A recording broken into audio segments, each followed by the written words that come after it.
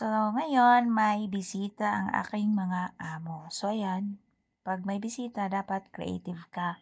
So, 'yan, gawa ko 'yan. So, lab na lang 'yan, tsaka biskwit, tas konting design-design lang. Basta maganda sa paningin, kakainin nila 'yan. Kaya dito sa Saudi, dito ka matuto kung paano maging creative para kainin nila, maengganyo sila. Kumbaga, sa paningin nila maglalaway na sila malayo pa. So, sunod ito inayos ko. So, ako na naman nag-design 'yan. So, ayan kamatis lang 'yan ginawang bulaklak-bulaklak para yung mata nila ay magandahan sila. Malayo pa lang kita na maganda na, o 'di masarap pa na sila, 'di ba? So, hindi ako nagluto niyan, yung katulong ng anak ng aking amo.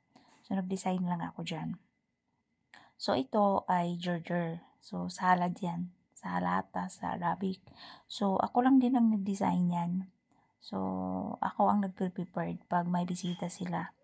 Dahil dito, ako ay tagaluto. So, dapat maging creative ka, magiging basta. Daig pa'y nakapag-aral ng culinary na wala ka namang alam talaga.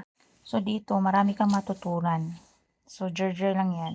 So, ayan na, nakalagay na sa lagayan at saka kakain na sila. Sa labas sila ng bahay kakain kasi dito ay medyo malamig na. So, ayan na.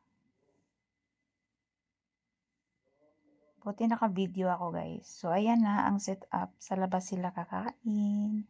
So, happy eating ang aking mga mahal na amo. So, magmuni-muni na sila dyan. Ang ganda, ang lamig pa sa labas.